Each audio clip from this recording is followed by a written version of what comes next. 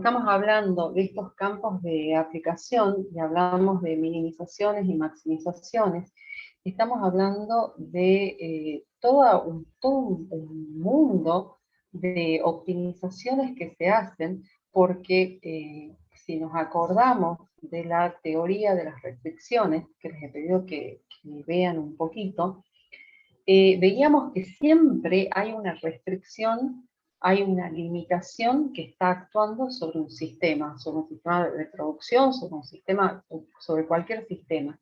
De hecho que si nos ponemos a pensar en nuestras vidas, tenemos restricciones de tiempo, restricciones de dinero, restricciones de espacio, y lo mismo pasa en las empresas.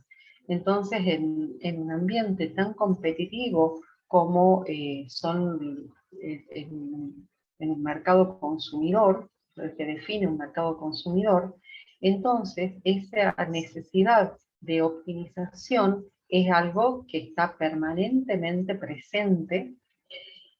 Y lo que es importante también es que nuestras optimizaciones van a centrarse en la parte operativa de la organización.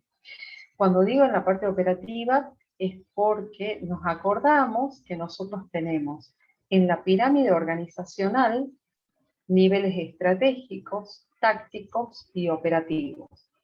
En el nivel estratégico se idean, ¿no? Se piensa, se interactúa con el medio, con el contexto, y esas ideas, esos proyectos, requieren de una planificación, planificaciones financieras, planificaciones de personal, de reclutamiento, para poder ser ejecutadas. Todas las técnicas de investigación operativa se enfocan en la parte justamente de la base de esa pirámide organizacional, porque lo que hace es ayudar a concretar lo planificado. Y lo que es importante es que los datos, la información que se genera a partir de esas operaciones que se ejecutan, son las que después sirven para que en los niveles gerenciales se tomen las mejores decisiones. O sea, estoy hablando de que con técnicas de investigación operativa nosotros podemos organizar, ¿sí?, esa planificación que se hace en el nivel táctico, pero además va a generar todos los datos necesarios para que en los niveles estratégicos se tomen decisiones. Decisiones del tipo de si ampliar o no la infraestructura de la fábrica, si introducir un nuevo producto. Entonces, todo lo que vamos a trabajar nosotros, acuérdense que va a estar centrado en la parte operativa. Además, estuvimos hablando de los elementos claves de la investigación operativa. Luciano Acosta, ¿está? Sí, buenas tardes. Bien. Hola, ¿qué es esto? Contanos. Bueno, acá hablamos de que se interviene la probabilidad y estadísticas, la optimización para, bueno, como dice ahí, para reducir la elección a mejor opción, o sea, opciones más eficientes, y la simulación. Que ahí creo que dijo usted, bueno, que íbamos a ver en otra materia, ya más concretamente eso de la simulación. Y esto es porque ustedes escucharon la definición, hablar de que la ingeniería es la disciplina, por ahí dicen la ciencia, del modelado. ¿Escucharon alguna vez definir así a la ingeniería? Chicos, estudiantes de ingeniería. No, profe. La verdad, con esa definición no. Porque ustedes fíjense que, por ejemplo, un ingeniero civil, cuando va a hacer un puente, lo que hace es un diseño, es un modelo de lo que después va a ser un puente. Un eléctrico hace un diseño o un modelo del tendido eléctrico, de una usina, de motores, o sea, todo es modelado usando diferentes herramientas. Están las herramientas gráficas, están las herramientas matemáticas. Entonces, todos los ingenieros lo que hacemos es dedicarnos a modelar, a hacer abstracciones de la realidad para después llevarlas a cabo. Y por eso es que acá dice que los elementos claves de la investigación operativa, además de la probabilidad y estadística, que es lo que nos permite, como encontrar los números, cuantificar los fenómenos, ¿sí? Porque cuando yo tengo que decir, por ejemplo, cuántas personas entran a un negocio, lo que hago es un muestreo. A partir de ese muestreo, o sea, de esa tabla donde voy poniendo la cantidad de gente que entra en cada segmento horario, luego voy a hacer una distribución de frecuencia, y luego voy a hacer una distribución de densidad o de probabilidad. Entonces, por eso dice, nos sirve para cuantificar los eventos.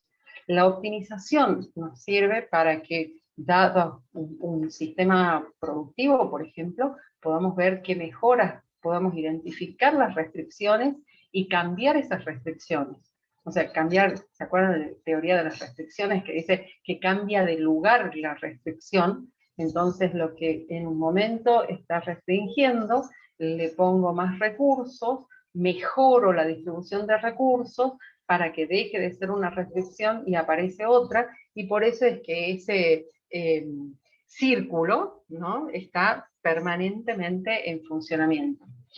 Pero, ¿por qué se habla de simulación? Porque justamente cuando uno trabaja con modelos, tiene que buscar todas las maneras para reducir costos. La idea de usar modelos es no gastar tanto, porque cuando uso un modelo, lo que hago es imaginarme y graficar y diseñar y calcular cómo sería en la realidad, y muchísimo mejor si puedo simular lo que va a pasar en la realidad antes de llevarlo a cabo. Ejemplos de simulaciones, o sea, ejemplos de esto, de este transcurrir, serían el diseño de autos. Ustedes escucharon hablar seguramente de los prototipos, que primero los hacen en algún material tipo plastilina más o menos, les hacen todas las pruebas aerodinámicas, para recién llegar a un prototipo. O sea, primero tengo toda una simulación del comportamiento. Y acuérdense que para hacer simulación yo necesito un modelo matemático. Entonces simula todo para recién entrar a trabajar con materiales.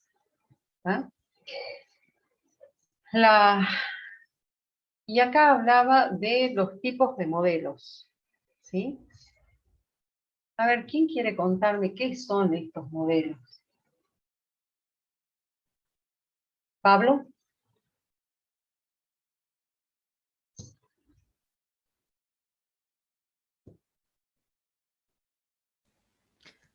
Profe, Sí. puede ser que usted comentaba que los modelos sirven para, bueno, un poco lo que decía recién, ahorrar costos, ahorrar recursos, y que estos tres tipos de modelos nos servían para distintos tipos de cosas, como por ejemplo los modelos icónicos nos servían para interpretar algo sin leer muy a fondo de qué se trataba, como por ejemplo cuando hacemos nosotros la representación de un sistema con sus entradas y salidas, que hacemos un recuadrito diciendo que es el sistema y unas flechitas de entrada y salida, y todos entendemos a qué se refiere eso. Y Bien. que hablábamos también del modelo analógico, que son usados más en situaciones dinámicas, como cuando quiero, usted ponía el ejemplo, digamos, de representar algún escenario o evento físico donde necesito un termómetro o un reloj o cosas así. Bien. Entonces, Agustina Dur, que te veo ahí. Sí, profe. ¿Cuáles son las condiciones que tienen que darse para usar un modelo icónico y cuándo uno analógico?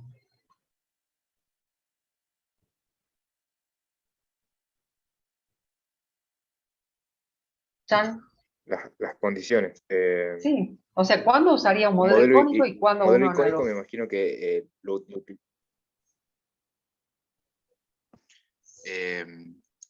un modelo icónico, pienso tal vez de que se lo utilizaría más en situaciones en donde se necesita como describir o tratar de entender el sistema de una manera rápida, justamente por eso usamos gráficos, y un modelo analógico, ahí no sabría decirle bien más o menos en qué momento se lo utilizaría. A ver, ¿quién le ayuda a Profe, Agustín? el modelo Sí, analógico se lo utiliza para eventos, para sistemas más dinámicos, que se necesita reconocer todo el proceso que sucede. ajá, bien. Entonces esa es la diferencia. Un modelo analógico aplica a escenarios dinámicos, a donde yo tengo que, por ejemplo, representar, no, a ver, el modelo icónico es una foto.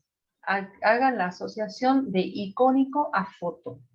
Ahora, cuando yo necesito mostrar, representar alguna velocidad, velocidad de procesamientos, de llegadas, frecuencias, entonces voy a usar modelos analógicos. Esto es cuando las situaciones son dinámicas, cuando tengo que incluir información de alguna manera que me muestra que hay movimiento, entonces hablo de modelos analógicos, porque justamente hace una analogía entre una situación real que ocurre, ¿sí?, en tu movimiento y esta representación que necesito hacer para entenderla. Modelos analógicos, como ustedes nunca han visto relojes de agujas. ¿Han visto alguna vez reloj de agujas? Termómetros que no sean digitales, digo. ¿Sí? ¿En serio? Sí. Ay, Dios, bueno, al menos algunos. Bueno, entonces en esos casos, lo que digamos, el desplazamiento de las agujitas de los relojes, eso, lo que hacían era representar el transcurrir del tiempo. Digamos, eso como modelo analógico es uno de los casos típicos, ¿no? Pero si tenemos que hacer un gráfico, es evidente que en el caso del modelo icónico no hay movimiento, pasa siempre lo mismo. O sea, esta foto que tomo ahora me sirve para dentro de 1 hora, 2 horas, 3 horas, es exactamente lo mismo. Mientras que en el otro me está mostrando que hay velocidades de entrada, velocidades de salida, que hay un procesamiento, ¿sí? Y el modelo simbólico, a ver Álvaro, modelos simbólicos. El modelo simbólico, o bueno, matemático, como dice ahí, se utiliza, por ejemplo, para mucho, por ejemplo, en la física, para representar diversas situaciones que se plantean en la realidad. Ajá. Bueno, y yo quiero ejemplos de modelos simbólicos. Por ejemplo, en un movimiento rectilíneo uniformemente variado, capaz pueda Menos utilizar. menos sofisticado. El otro día hablamos de los modelos simbólicos, esos que son re fáciles, re conocidos. No me lo estaría. A ver, ¿quién me habla de un modelo simbólico así re común? Profe, puede ser, por ejemplo, salimos con amigos a tomar y somos 6 y llega la cuenta y decimos, bueno, la cuenta divide en 6 y eso es lo que tiene que pagar cada uno. Claro. Así es. Entonces ahí tenés un modelo simbólico, que es una división, ¿sí? O sea, ahí también está metido un modelo simbólico, que era una suma de los montos consumidos. ¿Qué más? Por ejemplo, también, profesora, una regla de 3 simple. Si Ajá. nosotros por un producto pagamos tanto, ¿cuánto pagaríamos por el triple o el cuádruple de cantidad de productos? Ajá. Entonces, ahí estamos hablando de montones de modelos simbólicos que cuando los resolvemos nos sirven para tomar decisiones. Decisión de cuánto tiene que poner cada uno, decisión de... a ver, ¿para qué te serviría el resultado de la regla de 3? Por ejemplo, en porcentajes. Ajá, pero ¿para qué la usarías? Profesora, por ejemplo, yo la uso para calcular el tamaño y cambiar las unidades. De, por ejemplo, de megabytes a gigabytes, por ejemplo. Bien. Calcular el tamaño. O si no, también si quiero comprar X cantidad y sé el precio de la unidad.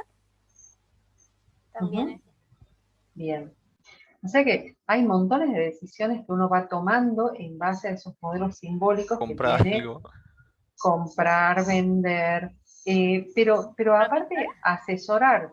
Disculpa, porque por ahí capaz que su abuela, alguien, digamos, que no maneja algunas capacidades de cálculo, ¿no? Les pide que les averigüen cuánto debería, no sé, cuánto le conviene invertir en Bitcoin, por ejemplo. Abuelas recancheras que les gusta la plata, ¿sí?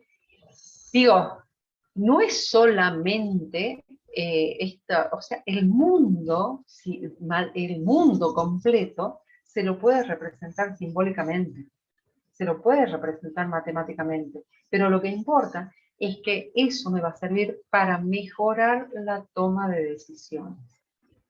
¿Y cuándo va a servir realmente para mejorar la toma de decisiones? Cuando el resultado de ese modelo simbólico esté acomodado para ser entendido. Porque si, por ejemplo, le preguntan a Álvaro, ¿a qué velocidad tengo que ir para, digamos, tiene que tener el auto para llegar a, bueno, supongamos a Concepción? Entonces él hace el cálculo con la velocidad en el movimiento rectilíneo, suponiendo que es una recta, y le da a su papá, por ejemplo, el papá que no sé a qué se dedica, pero que me imagino que no se dedicará a los números físicos, digo, a la física.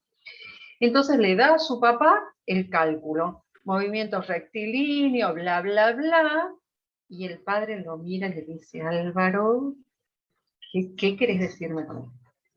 ¿Qué te diría tu papá, Álvaro? Y me diría que cómo he hecho ese cálculo y por qué, básicamente me preguntaría. ¿Y para qué? ¿Y para qué? ¿Para qué me sirve esto? Entonces te va a decir, Álvaro, ¿para qué? Bueno, eso quiere decir que no es suficiente con que el modelo tenga correspondencia con la realidad, sino que además los resultados de ese modelo, o sea, la resolución de ese modelo, esté acomodada para que quien toma la decisión lo pueda interpretar, o esté ya interpretado, ¿sí?, para que quien toma la decisión pueda aprovechar la información que salió de ahí. ¿Se entiende? O sea, no me quedo en que el modelo simbólico está súper bueno y es correcto. Nada es correcto si no sirve. Entonces acá lo que vamos a trabajar también es en la redacción de reportes, en la interpretación de resultados, para que sean útiles para la toma de decisiones. Etapas de la investigación operativa. Paso número 1, dice David. ¿Qué es el paso número 1? Formular el problema. Ay, David Díaz. Bueno, yo había pensado en el otro David que ya va a participar. David Youssef.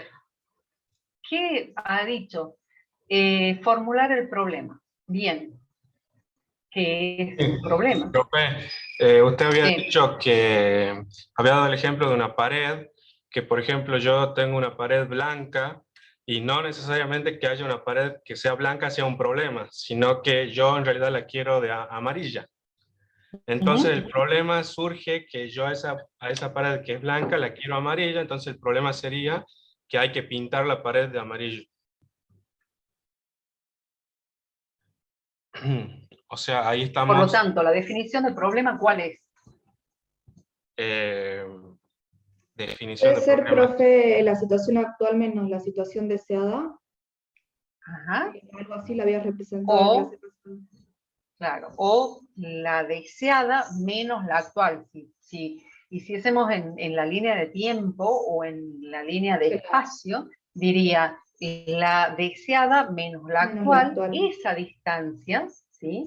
Es la que yo necesito solucionar, la que necesito transitar para llegar justamente al objetivo, ¿verdad? Entonces, acuérdense cómo definimos los problemas de ahora en más. Yo les doy ejemplos gráficos para que los tengan incorporados, pero es importante que se entienda que el problema es eso, lo que necesito hacer para alcanzar un objetivo. La distancia, decíamos, entre la situación actual y la situación deseada. Paso número 2, ¿cuál es?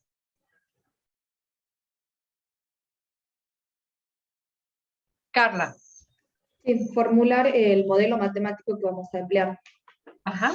Y como bien decía, no solo que sea un modelo al azar, sino que se adecúa al tipo de problema en el que estamos presentes, y como usted también dijo hace rato, que se puede interpretar, digamos.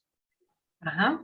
Entonces, que sea adecuado, que se pueda interpretar, que tenga las herramientas para resolverlo, ¿sí? Porque estaría, digamos, tengo un supermodelo y resulta ser que no tengo más que lápiz y papel para resolverlo, y estoy 20 años más o menos para resolverlo, me equivoco. O sea, estoy hablando de recursos para resolverlo, y ahí no solamente hablo de tecnología, sino que hablo de conocimiento. Yo les decía recién en la otra clase que cuando otra cosa con lo que los voy a martirizar, y cuando diga martirizar, todos escuchan, todos, así prestan atención. Definición de sistema de información. Un sistema de información no es un sistema informático. Las definiciones actuales del sistema de información habla de un sistema que está compuesto por hard, soft y personas, y cultura, y ambiente. O sea, ya no estamos, cuando hablemos de sistemas de información, no vamos a hablar del sistema informático. Vamos a pensar en todos los elementos que forman parte de ese sistema de información, que incluye la información, que incluye el capital humano, que incluye, ya les digo, la cultura, que incluye el ambiente, que incluye las finanzas. Todo eso forma parte del sistema de información. Por lo tanto, cuando hablamos de un sistema de información, de la formulación de un modelo, decimos que ese modelo tiene que ser consistente con el sistema de información completo. Ese sistema de información que capaz que no tiene software, ¿no? Pero que de alguna manera tiene infraestructura, que tiene personas, que tiene cultura, que tiene costumbres, que tiene, o sea, todo eso hay que considerar. Entonces, modelo matemático que sea consistente con el contexto, con el escenario, que lo pueda resolver y que lo pueda interpretar, o sea, que sea útil y posible, ¿sí? Vayamos a la tercera etapa, entonces. Tercera etapa, Eduardo Ciares. La solución del modelo matemático. Ajá. Básicamente, de acuerdo al modelo que se creó en el paso anterior, encontrar las variables que validen la solución de este modelo. Pero como usted dijo, si bien tiene que ser consistente con la situación del problema, también debe ser efectivo. O sea, cuando validemos tiene que ser lo más efectivo posible. Esa es la etapa 4. La validación es la etapa 4. No. O sea, para poder mejorar la efectividad. La cuarta es la de validación. Ajá. Pero yo solo mencioné que hay variables nomás. Bien. Hay distintas variables que puedan cambiar la efectividad de un sistema. Ajá. Miren, hoy les contaba a los chicos de la comisión anterior que alguna vez hicimos un modelo de dieta para un hospital de acá de Tucumán. Y lo que hacíamos era la formulación de menúes para los internados. Y dentro de esa formulación, o sea, identificamos el problema que era mantener a los internados en buenas condiciones nutricionales, categorizados, ¿no? Digamos, habíamos visto cuáles estaban con internaciones de diferentes tipos, con diferentes patologías. Formulamos el modelo matemático, que fue un sistema de ecuaciones, de inecuaciones lineales, para minimizar los costos. Lo resolvimos usando una aplicación adecuada. En esa época usamos Excel. Y cuando llegamos, digamos, obtuvimos los resultados, y cuando llegamos a la validación del modelo, la validación la hizo el encargado de, ¿cómo lo llaman ahí? De economato del hospital. Y dijo, ajá, todo bien, pero la verdad que esto no nos sirve. Y nosotros no habíamos tenido en cuenta, o sea, habíamos tenido en cuenta todas las condiciones nutricionales, el gasto energético de los grupos de pacientes, de internados, pero no habíamos tenido en cuenta un detalle, y es que la mayoría de la gente que iba a ese hospital tenía problemas de dentadura. O sea, había muchísima gente que no tenía dientes o que tenía muy pocos dientes. Entonces, dentro del menú teníamos algún plato que era, no me acuerdo si eran bifes o carne al horno. Y dice, eso que vendría a satisfacer los requerimientos nutricionales no es real, porque la gente, como no tiene dientes, no puede masticar y no los come. No come todo, come un poquito, se cansa de masticar y lo deja. Entonces tuvimos que volver, ¿no? a formular el problema, a formular, perdón, el modelo, incluyendo, en vez de carne al horno, hamburguesas, albóndigas, o sea, cosas que la gente podía masticar. Por eso les digo que en los sistemas no es solamente buena una solución técnica, sino que esa solución tiene que ser además implementable. Y si yo le ponía, o sea, si nosotros en el modelo ese le poníamos, por ejemplo, que coman hígado ¿con qué puede ser? Con achicoria, y la gente no está acostumbrada a comer achicoria y no le gusta el hígado, entonces la gente no se alimenta. Alguna vez un grupo de chicos también hizo un modelo de dieta para la cárcel de Villa Urquiza. Entonces, por ejemplo, dentro de las restricciones, o sea, dentro de la formulación del modelo matemático, tuvieron que incluir que no se consuman frutas, que no se consuma, o sea, hay varias restricciones que, por ejemplo, no me acuerdo si es los días jueves, sí o sí comen locro, porque les gusta el locro, y así, una serie de restricciones que tenían que estar presentes para que ese modelo sea aplicable. ¿Ah? Entonces digo, la validación no es una validación solamente técnica, solamente numérica, sino que además tiene que ser una validación para la implementación, concretamente. Quinta etapa. Profe, ¿Bien? Sí. Tengo una duda. Mau, diga. En el punto 4, o sea, en el paso 4, que es la validación, ¿puede ser que ahí entre la simulación? Y supongamos que, por ejemplo, se acepta algún modelo particular, ¿se puede hacer una simulación para ver si realmente va a ser efectivo o no ese modelo? Por supuesto. Justamente para eso es que se usa la validación. La simulación para validar. por supuesto que sí, sí. Perfecto. ¿Seguimos? La última etapa. Yo creo, ¿Quién profe, quiere que hablar? A ver, la Mauro. última etapa, el paso 5, que sería la implementación de las soluciones, ya poner en marcha ese modelo que hemos planteado anteriormente, que previamente fue validado y fue aceptado, como por ejemplo el caso de que nos hablaba del hospital de recién, cuando ya se hicieron los cambios para las distintas tipos de personas con la falta de dentadura, una vez que eso ya se cambió y se aceptó ese cambio, ahí se lo implementa y se pone en marcha el plan, el modelo, mejor dicho. Ajá, bien, bien. O sea que esa implementación, acuérdense que necesita que el modelo esté resuelto, que esté validado, pero que además la información esté presentada para que pueda implementarse. Volvemos al papá de Álvaro, que quiere ir a Concepción y que le tenemos que recomendar a qué hora tiene que salir para llegar a las, no sé, a las 10 de la mañana.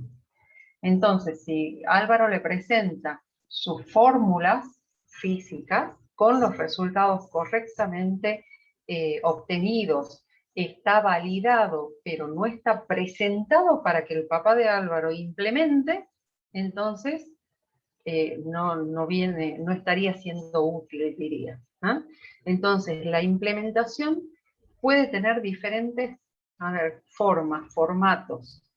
Tengo que buscar que el proyecto, que la optimización, que la propuesta se implemente. ¿Estamos de acuerdo?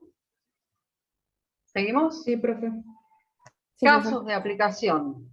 ¿Ha habido alguno que les ha interesado? ¿Que les ha llamado la atención?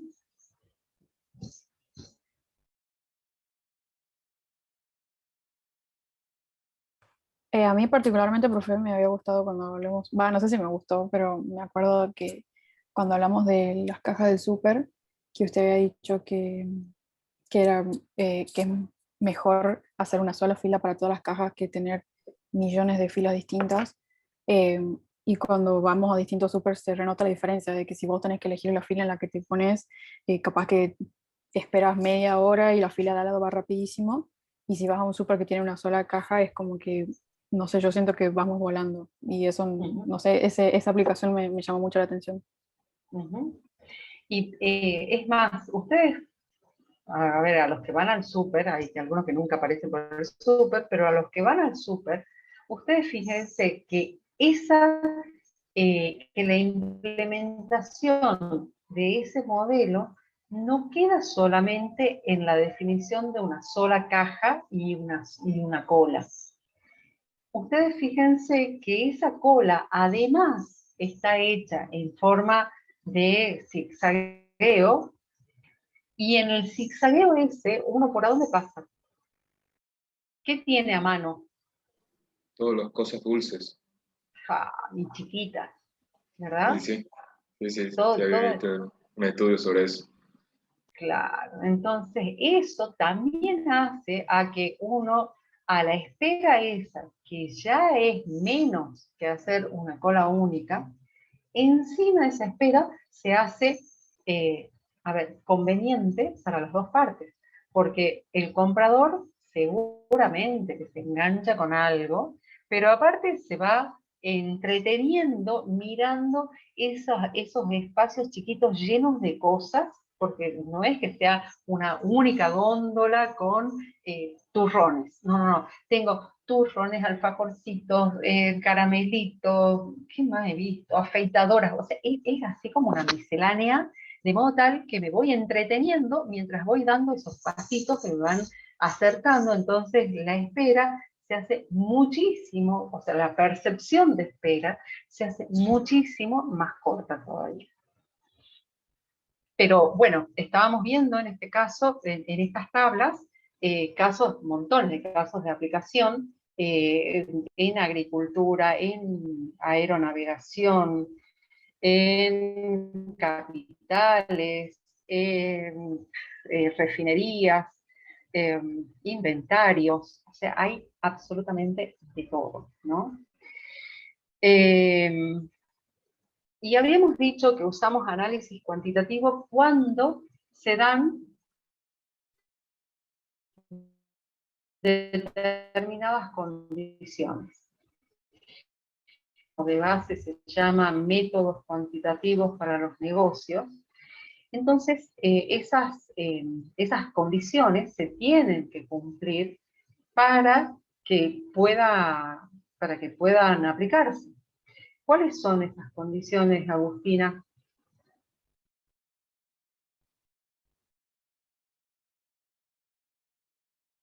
Agustina Santillán. Sí, profe. Listo. ¿Y qué condiciones se tienen que dar? Y que, bueno, el problema debe estar bien estructurado. O sea, ¿qué quiere decir bien estructurado?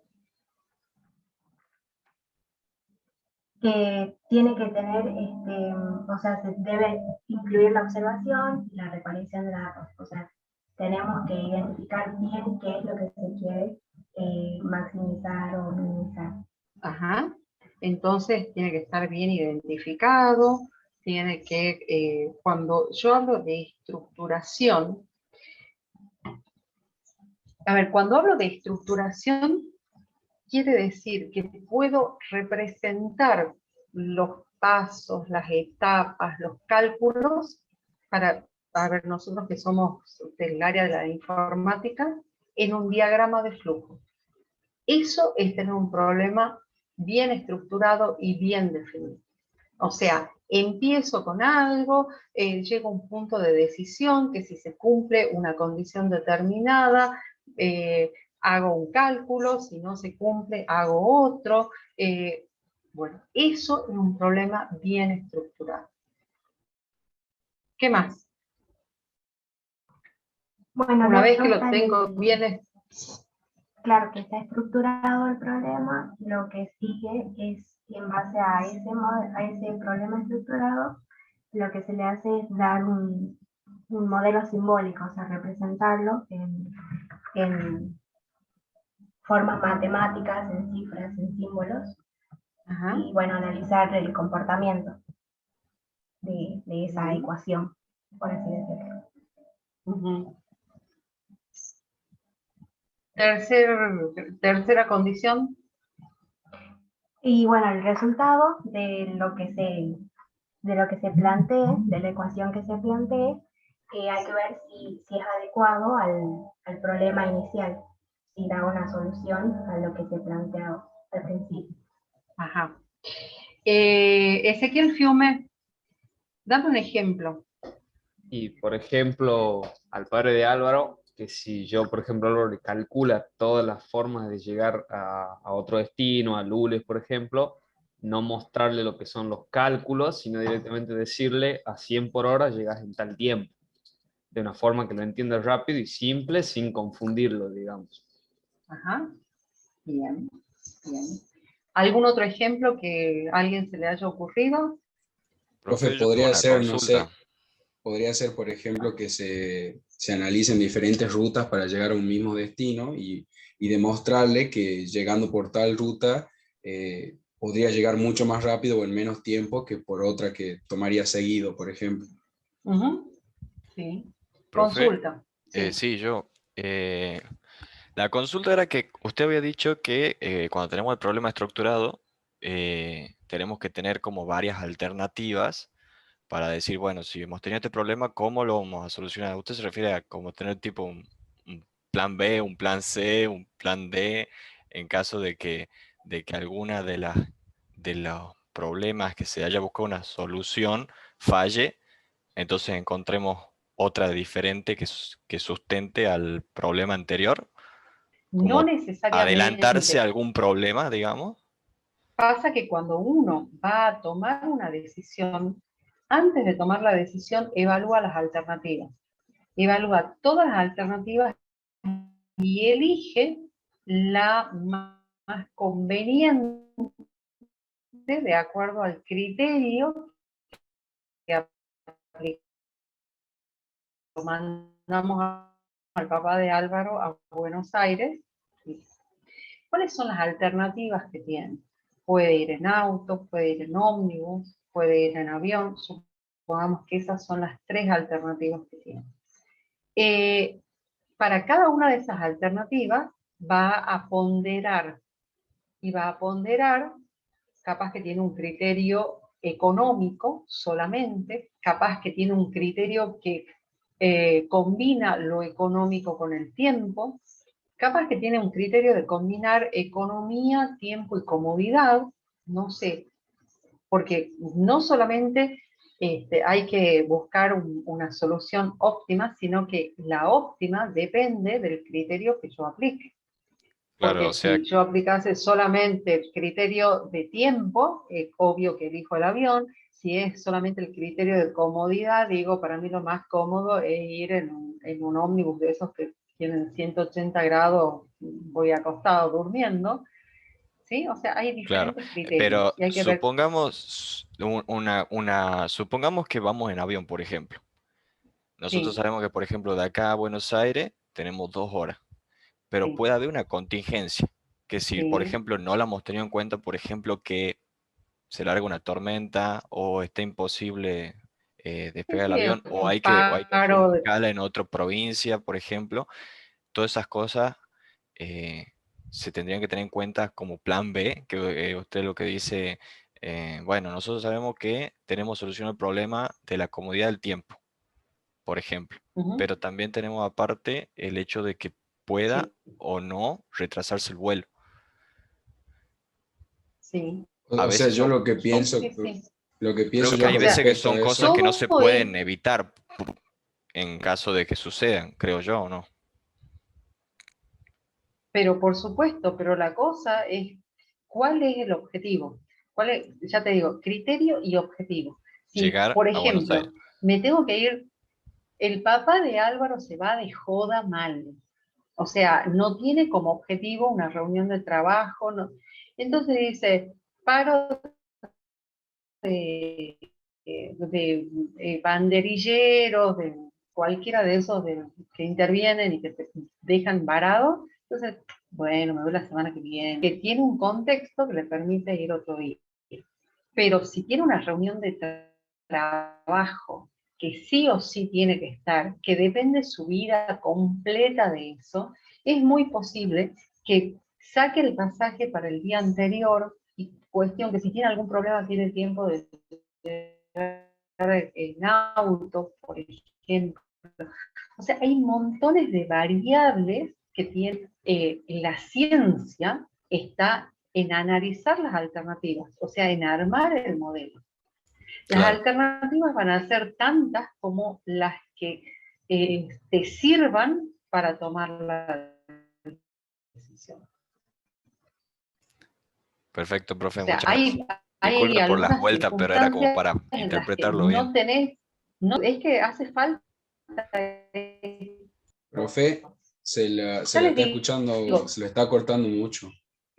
todo no, no sé qué, es que la verdad, no se puede hacer más que esto, porque necesito la pantalla y es la conexión de internet que tengo, o sea que recemos, chicos, recemos, listo.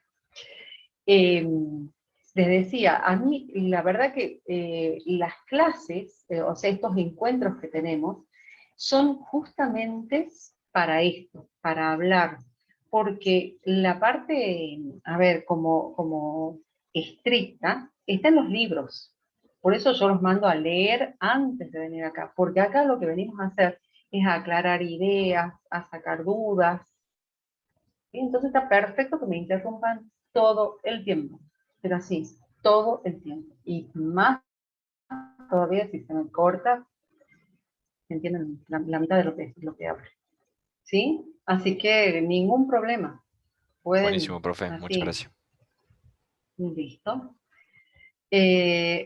Entonces, ya lo tenemos al papá de Álvaro entendiendo a qué hora tiene que salir para llegar a Concepción, ¿verdad? Porque le dijimos las cosas muy claramente, no le mostramos las fórmulas que usamos, porque a él no le interesan, ni las entendería, o sea, no sería nada útil. Entonces, en el reporte ese que le hacemos al papá de Álvaro, dice, salí a tal hora, anda a tal velocidad y vas a llegar a tal hora. Es lo que necesita, final. Si el papá de Álvaro necesitase información complementaria, entonces le hago un anexo con información complementaria. Si a quien le tengo que dar las instrucciones es a una persona absolutamente técnica que tiene que ir marcando, no sé, cada 10 kilómetros tiene que marcar algo, entonces le daré otro reporte que le diga cada 10 kilómetros tenés que parar, medir, no sé, la temperatura, anotar. Bueno, todo eso va a depender de los requerimientos de la toma de decisión. Y llegamos a esta imagen que, ¿qué quería decir? Ah, ni me acuerdo qué quería decir. A ver, ¿quién me hace acordar? Facundo Orellana. Bien, profe. Lo que usted nos quiere decir en esta diapositiva era cómo nosotros podemos representar un problema del mundo real con modelos que nosotros diseñamos. En este caso, nosotros queríamos representar la utilidad que teníamos por vender un lápiz, sabiendo que el costo era de 120. Entonces, nosotros podemos formular un modelo, en este caso un modelo simbólico, donde la utilidad está dada por la venta menos el costo. Y además, lo que es importante es que el modelo es una abstracción, y cuando yo digo es una abstracción, es una mirada sobre la realidad. Ustedes fíjense que en el sistema real, la verdad que debería haber buscado una imagen que tenga, además de los productos, que tenga personas, que, no sé, que me permita ver que yo dentro del sistema real no tengo solamente los productos en la góndola, también tengo productos que están guardados en el depósito. Y también tengo gente que va sacando, o sea que ahí hay una dinámica de una demanda que se va presentando día a día, que la puedo medir en días, en horas, no sé. Hay una cuestión contextual de cuándo empiezan las clases y eso define cuándo empieza la demanda de estos lapicitos y también define, también incide, perdón, la proximidad a algún colegio que les pida lápices de 24 unidades o de pronto el poder adquisitivo, o sea, si yo tengo esta librería, a ver, ¿a dónde puede ser? En Anfama, ¿sí? Ahí en medio de los cerros. Entonces no sé si voy a tener una góndola de ese tipo, porque los chiquitos, capaz que las maestras le piden solamente las cajitas de 6, entonces ¿para qué de 24? No tiene sentido.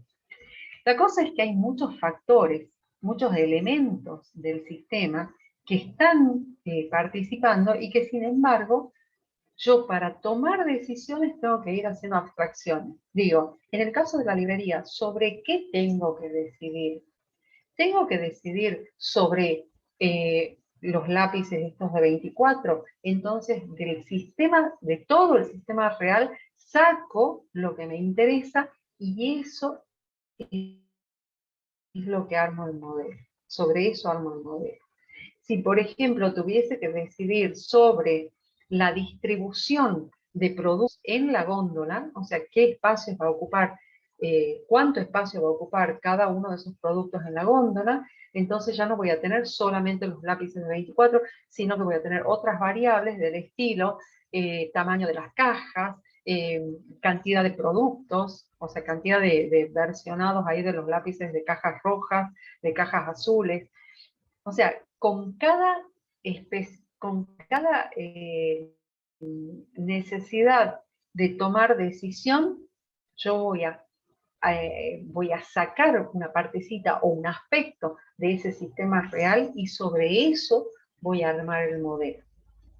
Entonces, está en el entrenamiento del tomador de decisiones o de quien asesora al tomador de decisiones, va a ser, ahí se va a notar qué tan canchero, qué tan entrenado está para tomar esas decisiones. ¿Se entiende? Sí, profe. ¿Me escuchó? Sí, profe, Sí, sí. sí, sí. Es que por ahí me sale el cartelito de conexión inestable, por eso les pregunto. Cuando yo pregunto se entiende, porque digo, me estarán escuchando, se durmieran. Nadie está acostado, ¿no?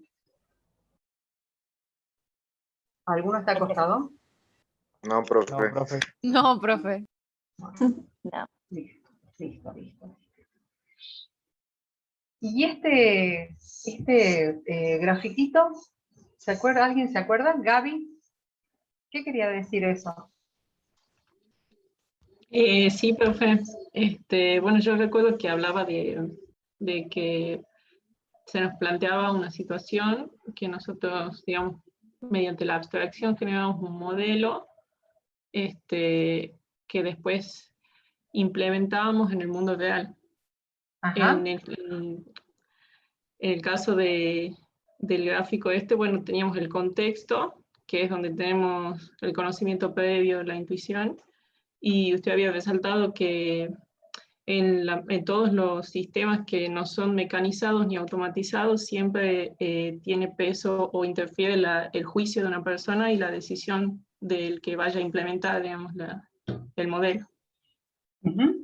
Bien, listo. Entonces, ahí digamos, la idea de esta imagen es que poner énfasis sobre la intervención de las personas, de los tomadores de decisiones, en los procesos de toma de decisiones. Porque de nuevo, el modelo puede ser perfecto, los resultados perfectos, pero si no se entiende, porque aparte en un modelo cuantitativo, yo lo que puedo incluir son las cuestiones cuantitativas, pero no puedo incluir las cuestiones socioculturales. Entonces, por eso es que es importante que intervenga el decisor para ajustar los resultados técnicos a la realidad en la que se va a implementar. Pregunto, ¿tuvieron dificultades para plantear esto? Profesora. Sí. No, profe. Yo tuve una pequeña duda sobre el tema del punto 2 y el 3. Directamente, bueno, calculando, y obviamente que hace referencia que tendríamos que hacer 2 viajes. Pero esos 2 viajes son en la misma ruta o puede intercambiarse. Por ejemplo, hacer la mitad en la ruta 1 y enviar la mitad de la ruta 2. Pasa que eso va a salir en tu solución. Vos acá cuando con los datos que tenés, lo único que podés hacer es plasmarlo en un modelo simbólico. Ahora, ¿cómo se implementa después? Es lo que me estás preguntando. Pero acá es solamente un modelo simbólico, que puede ir por la ruta 2, por la ruta 1, va, deja, vuelve y después hace el tránsito, que tienen capacidades diferentes y por eso, y que van por la misma ruta, pero como tienen capacidades diferentes, yo digo que es ruta 1 y ruta 2. ¿Se entienden? Porque son abstracciones que hago. Entonces yo digo, ¿cómo represento que tengo 2 camiones, que uno es chico y el otro es grande? Entonces les llamo, digamos, trayecto 1 y trayecto 2, pero mi abstracción, digo, se trata de 2 rutas. ¿Se entiende eso?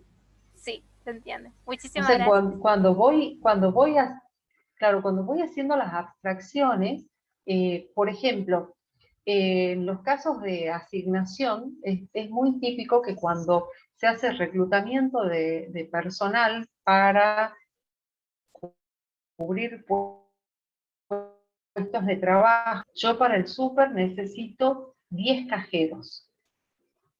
cajeros que los 10 esos están distribuidos en 2 turnos, o sea que necesito 5 para un turno y 5 para el otro. Los cajeros les pago lo mismo, cumplen la misma carga horaria. Necesito a la hora de reclutar solamente hacer esa diferenciación de horarios, posiblemente no. Es más, posiblemente ponga cajero 1, 2, 3, 4, 5, ¿sí? Como 5 puestos de trabajo diferentes. A pesar de que no quiere decir que vaya a estar necesariamente en la caja 1, en la 2 o en la 3. No. O capaz que pongo que la demanda para este puesto de trabajo es 5, o es 10, y después los distribuyo en los horarios. O sea, todo eso es entrenamiento en modelado. ¿Profe? Estoy viendo qué respuestas necesito dar. Sí. Tengo una consulta, Mauro. pero en el caso supongamos que pone 10 puestos de trabajo, ¿verdad? Y entran 10 personas. Y después cuando va a hacer la separación Sí. de horario, resulta Sí. que 6 personas solamente pueden a la mañana. ¿Qué pasa con esos casos? Cuando No, las es que, restricciones sí. horarias dependen de la persona, no del... Lo despide. No, en ese caso, si yo necesito que sí o sí vayan 5 a la mañana y 5 a la tarde, entonces en el modelo pondría demanda para el puesto 1, 5, que son de la mañana, demanda para el puesto 2, 5, que son de la tarde. Necesariamente. Perfecto. Para evitar llegar a que creo que tengo una solución y en realidad no es. Entonces, ¿dudas con esto?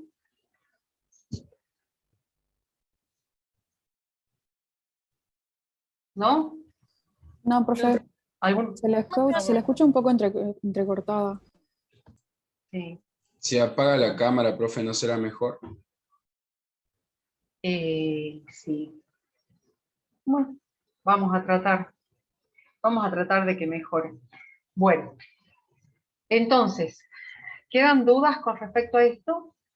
Porque igual lo vamos a trabajar mucho, así que, pero era para entender que los modelos no solamente son de sumar consumos, sino que también me pueden servir, los puedo necesitar para hacer para plasmar este tipo de decisiones con respecto a por a dónde me conviene ir, qué asignaciones me conviene hacer.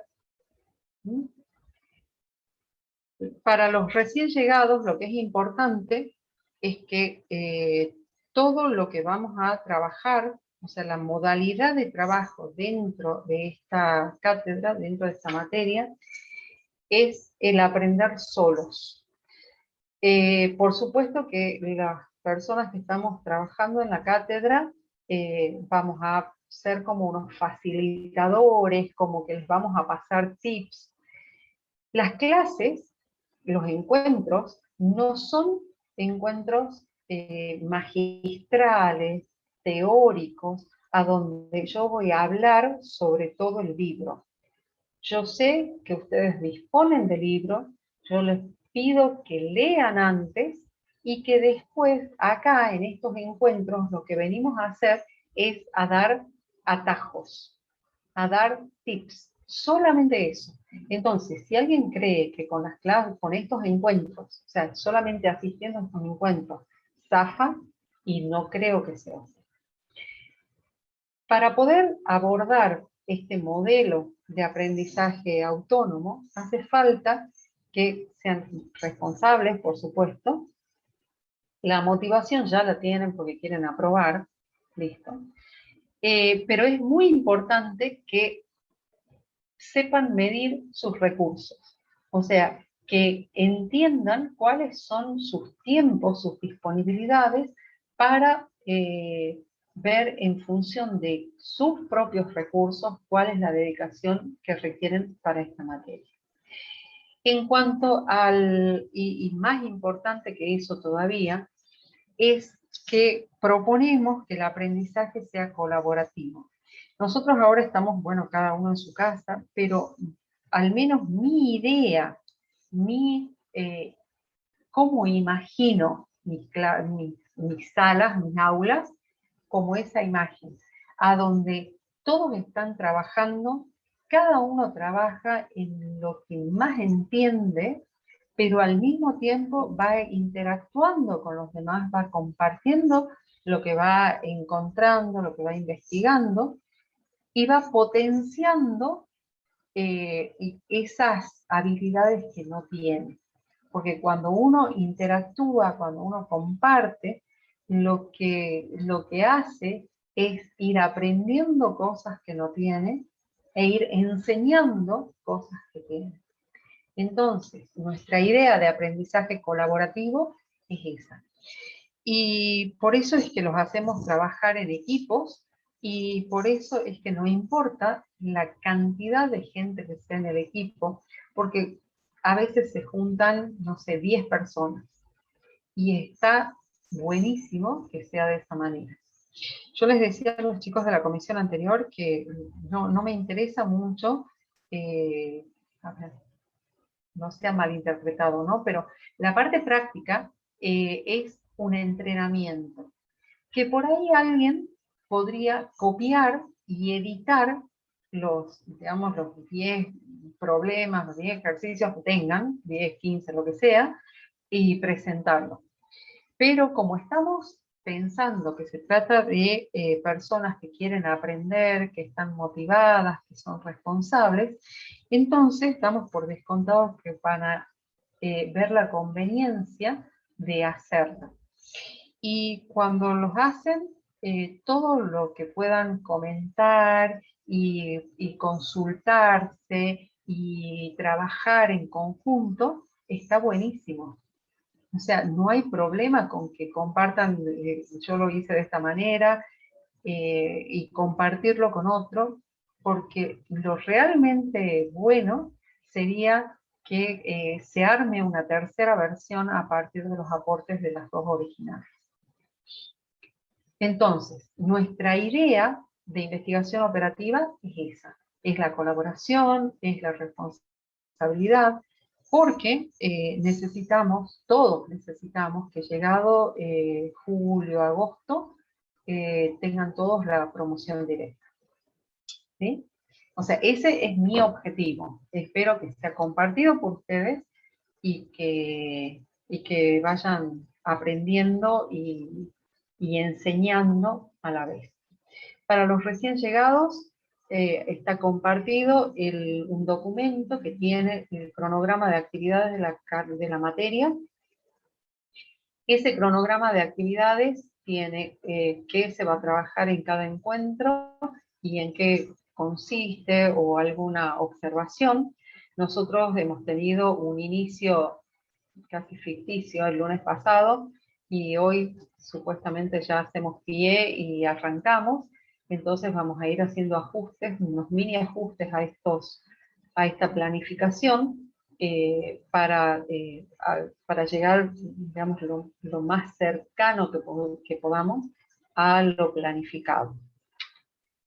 La otra información que tienen dentro de ese documento son las competencias o los saberes o los niveles de dominio que necesitamos que alcancen para cada uno de los aspectos que evaluamos. ¿Y qué es lo que evaluamos?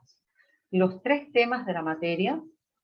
Imagínense qué pavera esta materia que tiene 3 temas solamente. El trabajo de campo, que es el TFI, que le llaman, pero también evaluamos la redacción de informes, el trabajo grupal y la puntualidad en la presentación del trabajo. Esos son lo que le llamamos las dimensiones o temas que nos interesa evaluar. Y que cuando esos temas estén en el nivel de dominio 1, sépanlo que van a ser muy bien recibidos el año que viene y el siguiente.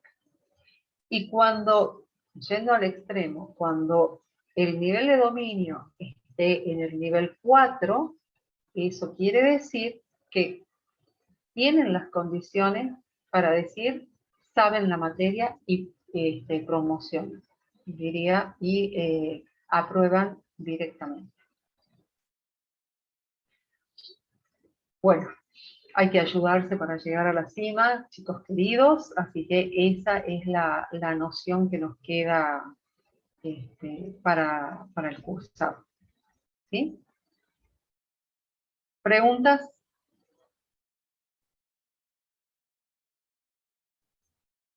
Tomás, ¿alguna pregunta? No, profe, yo me quedé analizando lo de los ejercicios anteriores. ¿Vamos a comparar algunos resultados o eso queda para cada uno, digamos? Si nadie tiene dudas, queda para cada uno. Pasa que, a ver, ¿por qué? Porque nosotros vamos a trabajar, o sea, muchísimo sobre eso, no mucho. O sea, cuando lleguen al final del cursado y vean eso, van a decir, uy, esto era lo que nos daban, por favor. Así como diciendo, eso no existe, más o menos. Eso es como hacerlo de memoria. Así que por eso no es que insista demasiado, porque aparte en el práctico 0 tenían cosas similares y cuando abordemos programación lineal se van a cansar de escribir sistemas de ecuación. Ah, listo, profe, entonces. Sí. Pero era para, o sea, eso está puesto ahí para que entiendan qué modelos son los que vamos a trabajar. ¿Mm? Bueno, entonces empezamos con el tema del día, que se llama, ¿cómo se llama? Modelos de inventario. Bien, gracias. Modelos de inventario. ¿Ya han averiguado qué son los inventarios? Sí, yo, profe, A ver. Yo entendí por inventario que es muy parecido a lo que vendría a ser el stock, pero con la diferencia que en el inventario tenemos que hacer cálculos de costos y hay distintos tipos de costos. El stock es más que nada números y ver cuánto material tenemos en un depósito. Bien. A ver, ¿quién más? ¿Profe? Sí. Había leído yo en el libro que un inventario lo definía como materiales o mercancía que uno o que la empresa tenía en reserva para poder usarlo más adelante en el futuro. Ajá, bien. De todos modos, cuando uno va a buscar el material de este tema, lo puede encontrar como teoría de inventarios, modelos de stock.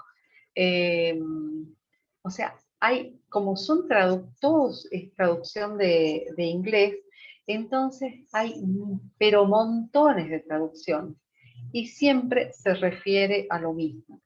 Esto es, a esa cantidad de bienes y agrego o servicios que necesito disponer para anticipar una demanda, para anticipar un requerimiento.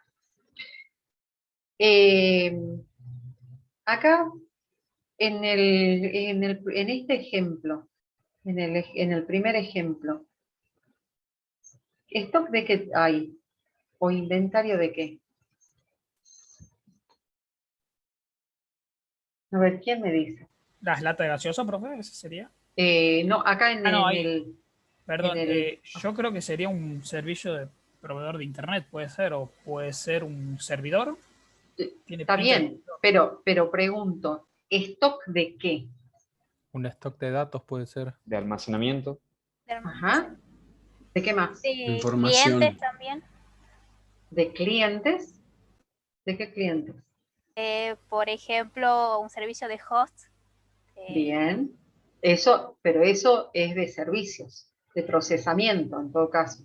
Sí. De procesamiento y almacenamiento. O sea, capaz solo porque hay que ver qué tipo de servidor es. Capaz que es un servidor de peticiones, entonces se trata solamente de servicios de procesamiento. Capaz que es solamente almacenamiento, capaz que son las dos cosas.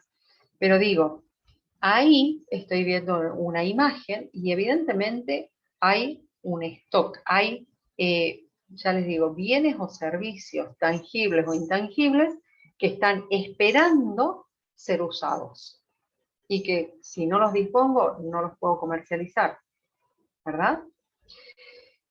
En el segundo parece un banco. ¿Qué opinan? ¿Qué será? Turnos podrían ser, profe, un stock de turnos. Ajá. Podría ser el ANSES, la fila para el ANSES. Podría ser el ANSES, por ejemplo. ¿Y stock de qué hay ahí? Podría ser, profe, inventario de lapiceras u hojas que utilizan las personas que atienden estos turnos. Ajá, ¿No sería ¿qué más? servicios, como usted había dicho recién? O sea, ¿qué cosa? no, si no sería, digamos, las filas de las personas que están ahí, un stock de servicios que las personas van a pedir, reclamar o quizás unirse a algún servicio en particular. A tomar un servicio, ¿sí? Entonces, si yo lo miro desde el servidor, ¿sí? Desde el tipo que atiende, digo, ese es el stock de personas que están viniendo a buscar el servicio que yo doy. Si lo miro desde los señores que van a pedir el servicio, dicen, yo voy a buscar un stock y a elegir de un stock de servicios que están esperando que yo los tome. ¿Sí? Además de, por supuesto, todos los muebles útiles que yo puedo considerar, pero la cosa es, ¿qué decisiones tengo que tomar? Entonces, en función de las decisiones que tengo que tomar, va a ser cómo modele, si de un lado o del otro.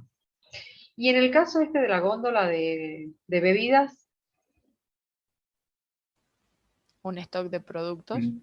Ajá. De bebidas. De bebidas. Sí, ahí hay evidentemente un stock de productos, pero ahí también yo puedo decir, estos son los productos que están en fila esperando ser consumidos, o puedo decir, estos productos están esperando la cola de compradores que vienen a tomar el servicio, que vienen a tomar el producto, perdón, no el servicio. Y en el caso del estacionamiento, ¿stock de qué hay? De disponibles ocupados. Claro. Ajá. Stock de lugares libres, stock Claro. de lugares ocupados, stock de autos puede ser, porque capaz que se trata de la playa de una concesionaria. Puede ser ¿sí? también de que tengan el control si son camionetas, motos, autos, tráfico. Sí, sí, sí. Pero digo, yo estoy viendo que todos esos stocks que ustedes me están mencionando, incluido el de la farmacia esa, todos esos stocks yo los miro en función de lo que quiero decidir, de lo que necesito decidir. En el caso de los autos, si fuese la playa de estacionamiento de una concesionaria, yo trataría de tener la menor cantidad de autos posibles, pero tampoco como para que si viene un comprador no tenga. ¿Sí? Si fuese un estacionamiento, una playa de estacionamiento por hora, trataría de tener siempre lugares vacíos. Entonces tomaría decisiones para tener siempre lugares disponibles para que cuando venga la gente a estacionar encuentre estacionamiento. Digo, voy a tomar decisiones, voy a armar los modelos para tomar las decisiones que me ayuden, o sea, como soporte a la toma de decisiones que me ayuden a funcionar mejor. Funcionar mejor en un sistema monopólico posiblemente tenga una versión diferente que en un sistema de competencia perfecta, por ejemplo. Pero siempre va a contribuir a la toma de decisiones. Entonces voy a modelar mirando desde el aspecto que tenga que que me convenga, que necesite para hacer esa toma de decisión. ¿Y este proceso de compras les hace acordar algo?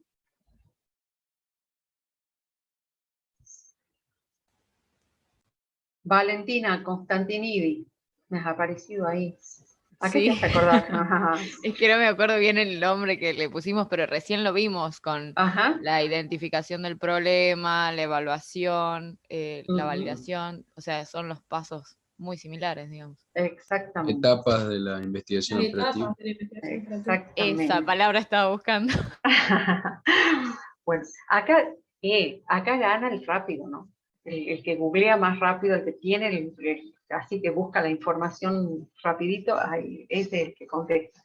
Bueno, entonces, este proceso de compras, que como verán, aplica, digamos, es muy análogo al proceso que lleva la investigación, que propone la investigación operativa, es un proceso de compras. En ese proceso de compras dice reconocer el problema. ¿Cuál es el problema? Saber qué es lo que necesito. Y no solamente qué es lo que necesito, sino cuándo lo necesito. Para eso voy a necesitar buscar información, quiénes son los proveedores, en cuánto tiempo me van a entregar, cuáles son los precios. O sea, y estoy hablando ahí solamente de 3 variables o 3 factores que me van a ayudar a evaluar las alternativas. Porque puedo tener un proveedor que es muy confiable, que entrega las cosas a tiempo, pero que es muy caro. Otro que es muy barato, pero que se demora y entrega sí o sí. Otro que es barato y entrega supuestamente rápido, pero vive falloteando. O sea, tengo que evaluar las alternativas, armar las alternativas y evaluarlas. Después, ¿qué voy a hacer después con eso? ¿Cómo voy a controlar? Todo lo que voy a hacer después de esa compra, o cuál es el trato que voy a tener que va a tener, mi proveedor conmigo, para finalmente decidir si voy a comprar o no, y a dónde voy a comprar.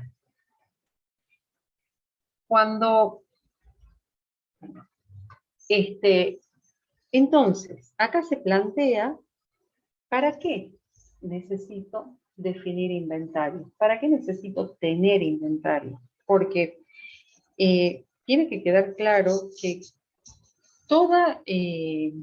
todo lo que yo tenga guardado implica que tengo plata parada en ese producto que podría estar dándome dividendos en otra cosa. Hoy les decía a los chicos que escuché un informe que no es época de comprar propiedades como inversión, no hablo para vivir, pero dice, no es época de comprar propiedades, porque de hecho, si yo la propiedad que tengo, el lugar a donde vivo, lo vendo y pongo esa plata, digamos, en finanzas, entonces podría pagar el alquiler y todavía sobrarme plata, decía el economista. Esa es la demostración de que no es momento para invertir en propiedades. Porque dice, el capital que queda inmovilizado en un terreno, en un departamento, en una casa, me da más dividendos, me da más retorno de la inversión puesto en otra cosa que no son propiedades.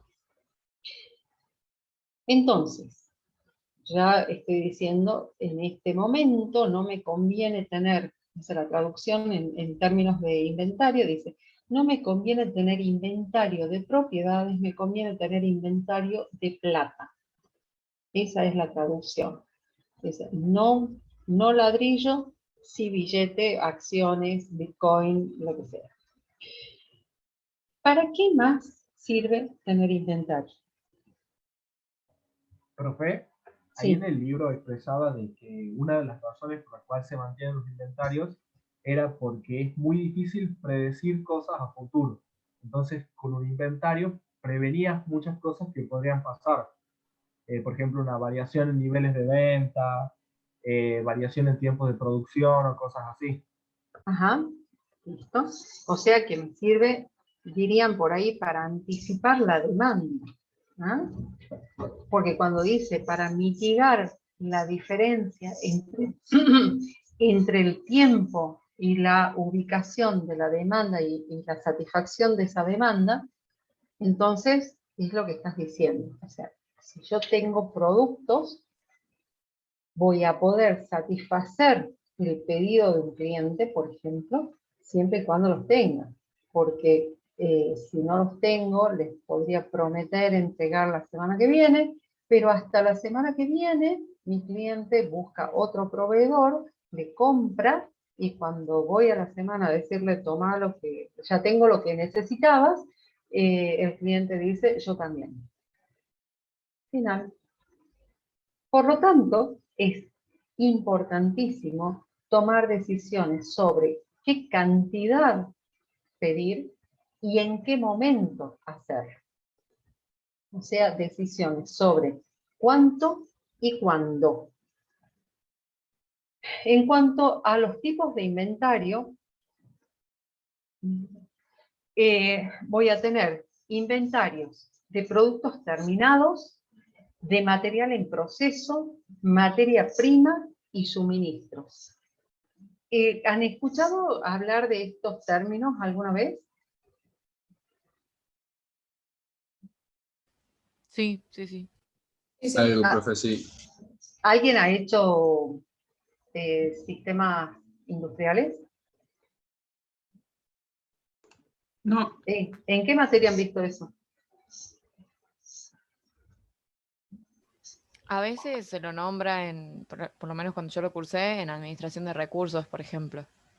Ah, listo. Profe, si no me acuerdo mal, también en economía. Bien, bien, bien, bien. Entonces queda claro qué son estas categorías. ¿Por qué nos sirven estas categorías? Porque estas categorías me van a permitir determinar cuáles son las técnicas, los modelos que voy a usar para tomar decisiones vinculadas a inventario para cada uno de estos tipos de productos. Por ejemplo, cuando hablo de productos terminados, necesito sí o sí conocer el comportamiento de la demanda externa que tenga, porque, por ejemplo, en este caso, la demanda de sillas va a venir dada por los clientes que van a venir a comprar cuando se les cante y no cuando yo quiera, cuando yo les ordene, pero todo el resto de la estructura de productos, que son material en proceso, que también lo pueden encontrar como ensambles y subensambles, materia prima, que son los noditos terminales del árbol ese, y los suministros, que son esas cosas que se extinguen en el servicio, ¿sí? O sea, conocen la diferencia entre materia prima y suministro, ¿verdad?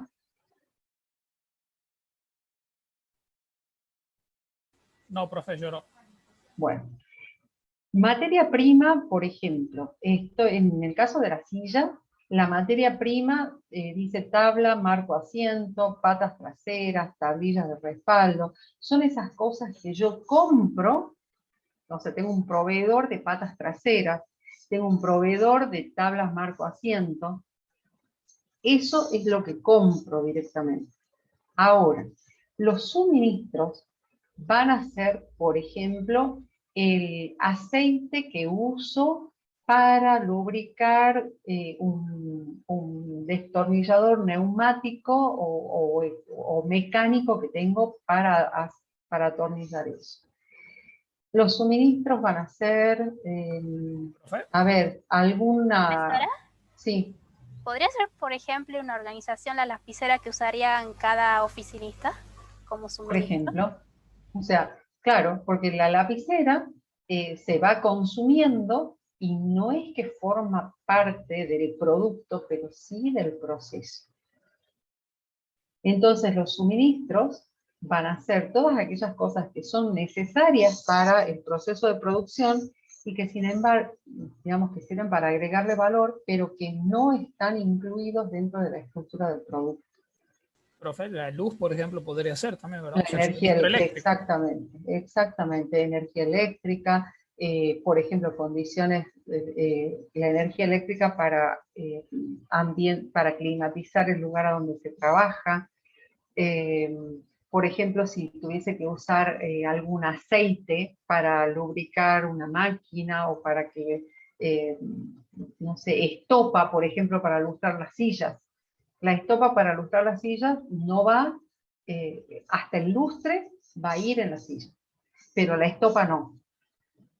¿Saben qué es estopa, verdad? Por favor, si yo digo alguna palabra que ustedes no entiendan, paren y me dicen, ¿qué querés decir con eso que no entendemos? Listo. Entonces, la estopa es un suministro, la cera o el lustre es materia prima. ¿Se entiende así? Sí, profesora. Sí, profe. Sí, ahora sí, profe.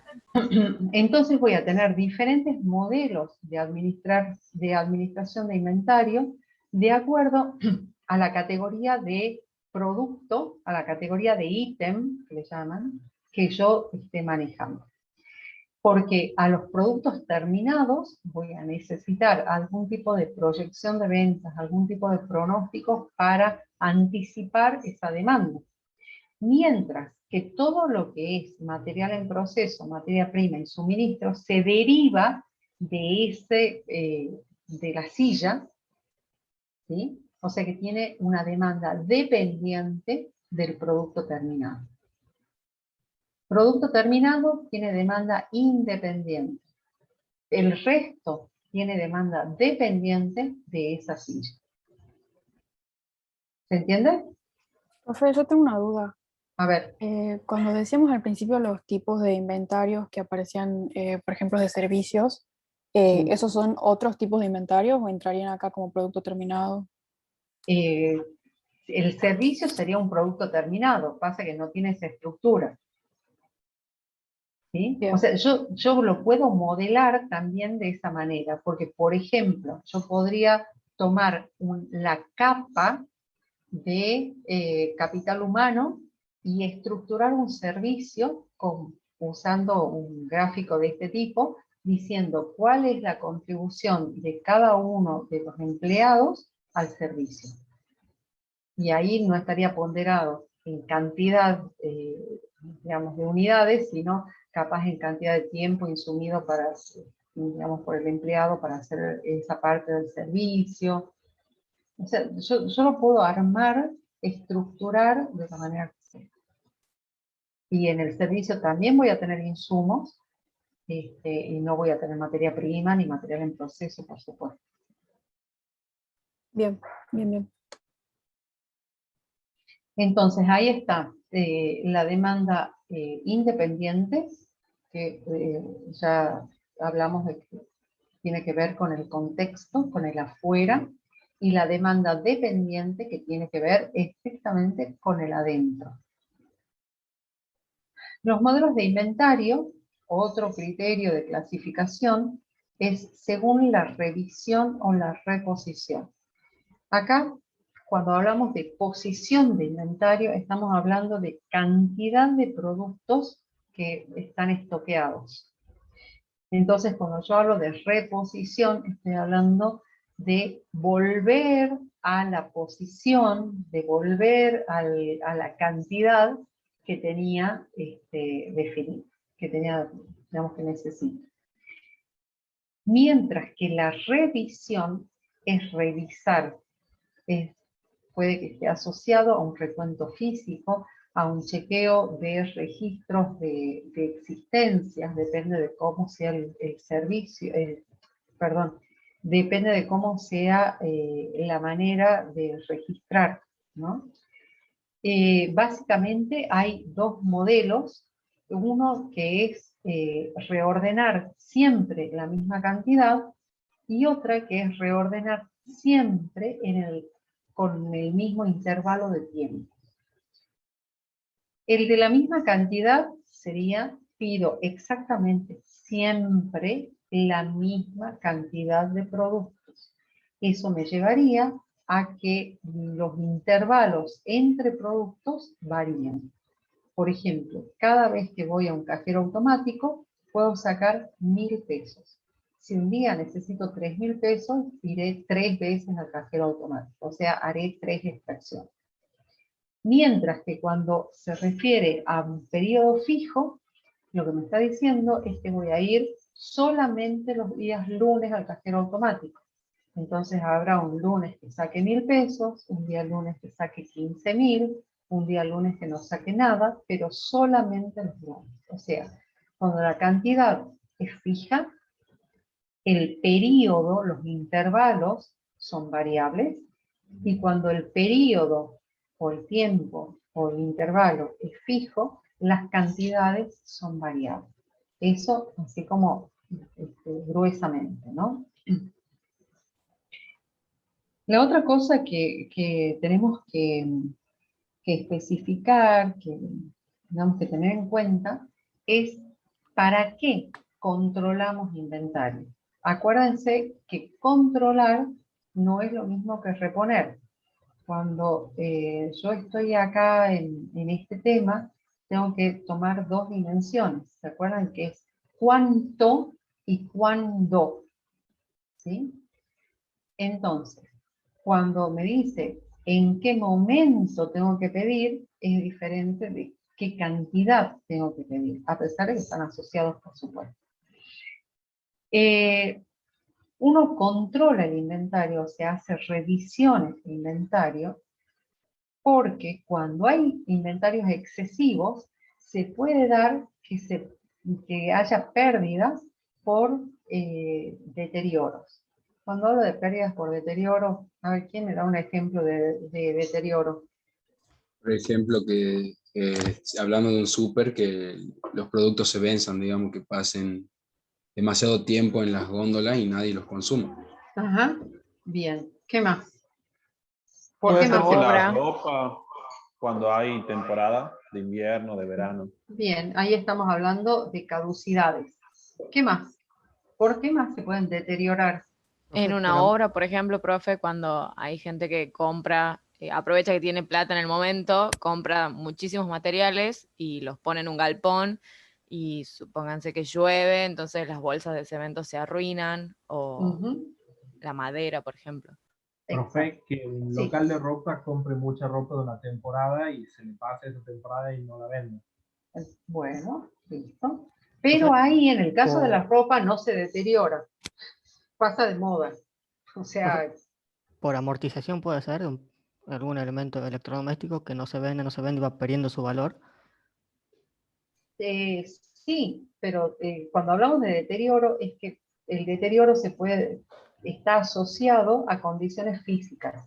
O sea, las condiciones físicas que lo llevan a que el producto, a pesar de que siga teniendo la misma apariencia, se venza, o que por las condiciones físicas se vaya deteriorando el papel que se pone amarillo, las bolsas de cemento que se endurecen, ¿sí? Esos son pérdidas por deterioros. O sea, lo tengo físicamente, pero sin embargo, como he comprado demasiado, chao, no me sirve.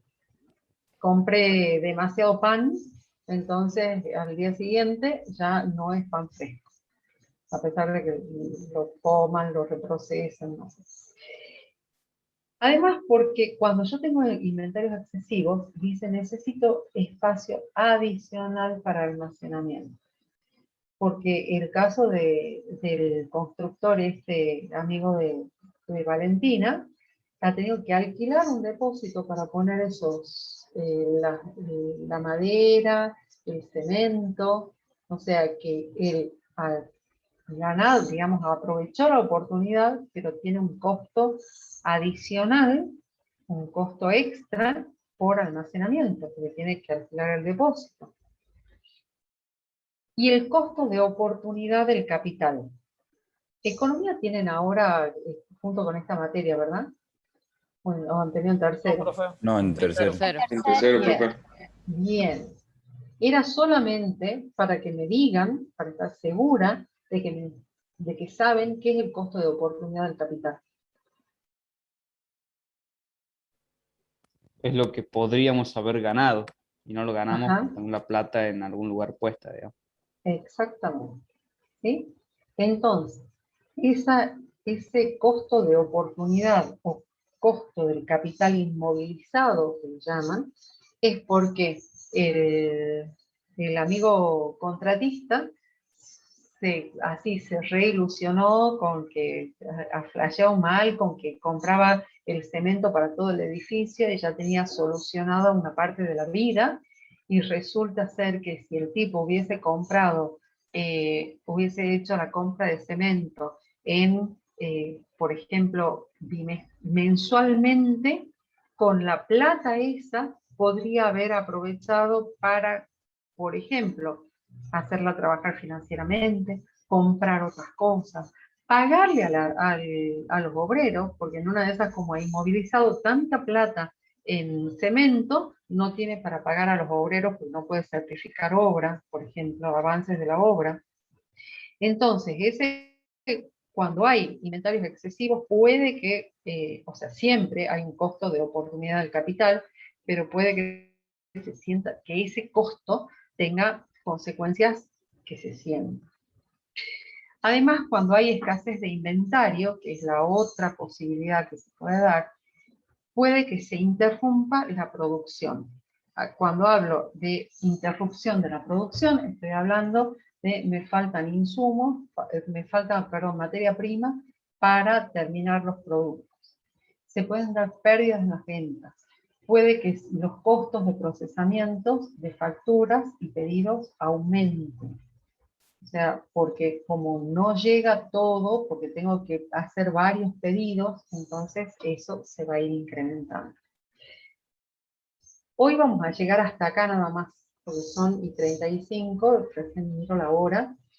Y en el encuentro del día jueves vamos a ver modelos de lote económico de compra y de producción. Vamos a tratar de ir recuperando de a poquito, pero en cada clase siempre vamos a hacer un repaso de lo anterior y vamos a avanzar. Y así, con la participación de casi todos, y el día jueves van a hablar los que hoy estuvieron calladitos. Así que así vamos a ir avanzando. Mientras tanto, yo les voy a compartir esta presentación en el grupo de WhatsApp para que lo tengan, pero acuérdense que tienen que estudiar del libro. ¿De acuerdo? Perfecto. Sí, perfecto, Bien, profe. Bien. Perfecto, Entonces, muchísimas ¿Profe? gracias. Sí, diga, perdón. Disculpe, ¿cuáles eran los dos temas que vamos a ver en la siguiente clase? Modelo económico de compra y... De producción. Lote económico de compra y de producción. Ah, bueno. Muchas ¿Bien? gracias, profe. Listo. Nos vemos entonces, gente. Hasta el Profe, una jueves. pequeña pregunta Sí. antes de que se vaya. ¿Vos ¿Puede tenés? ser que la... ¿Sí? Sí, no, ustedes tienen que ser rápidos. Así, al toque, decir yo. Dale. No, es que le quería preguntar más que nada si es que la materia de investigación operativa tenía alguna relación o algo, no sé, alguna semejanza con la ciencia de los datos, porque justamente también, digamos, el data science es buscar de optimizar, no sé precisamente los recursos, pero la información para mejorar la toma de decisiones. A ver. Entonces puede ser que sea una rama, digamos. No, todo tiene que ver con todo. Esa es la realidad. Pero son diferentes aspectos o capas de un negocio. Cuando hablo de negocio no estoy hablando de comercio, estoy hablando de modelos de negocios. En un modelo de negocio vos tenés la capa o el aspecto de los procesos de negocios. Tenés, por otro lado, la capa o el aspecto del sistema de los sistemas de información. Por otro lado, tenés el aspecto de la infraestructura. El Data Science va a trabajar con la información generada para hacer minería de datos, para hacer, digamos, aplicar cualquiera de las técnicas, pero para preparar información que sea útil para la toma de decisiones de diferentes niveles. Lo que hacemos en digamos, en este contenido de investigación operativa, es apoyar a la toma de decisiones de procesos operativos, o sea, de lo que se hace. Ustedes van a ver que todas las aplicaciones que vamos a ir viendo tienen que ver con cómo organizar la producción, cómo ganar más, digamos, la mayor cantidad de plata posible combinando los recursos de producción. O sea, nosotros vamos a estar, acomodando los recursos de la mejor manera para generar los datos que les va a servir a los científicos de los datos para acomodar esa información.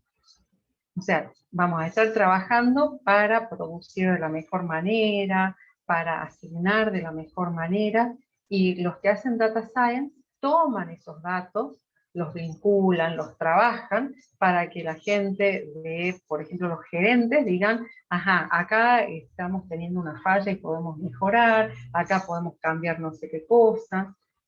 O sea, esto es, si yo tuviese que hacer una analogía entre la investigación operativa y la construcción, por ejemplo, de un edificio, entonces investigación operativa lo que haría es decir de qué manera van a venir los obreros, cómo se va a hacer el manejo de materiales, cómo, mientras, y eso va a servir para que los que hacen ciencia de datos digan en qué momento, cómo van a ser los manejos financieros, si se va a hacer reclutamiento de personas o no. O sea, es otro aspecto del negocio, como otra dimensión de la información. No sé si te alcanza. Sí, O sea, sí, perfecto, profe. Esto, ¿sabés qué? Investigación operativa son los obreros. Data science son los arquitectos. Esa podría ser una relación. Perfecto, ¿Sí? profe. Muchas gracias. De nada. Ahora sí nos vemos el jueves. Ahora sí, Sí, profe, nos vemos el jueves. Nos vemos. Dale, Nos que vemos, estén muy profe. bien. Profesora. Hasta luego, gracias. Chao, profe, hasta luego.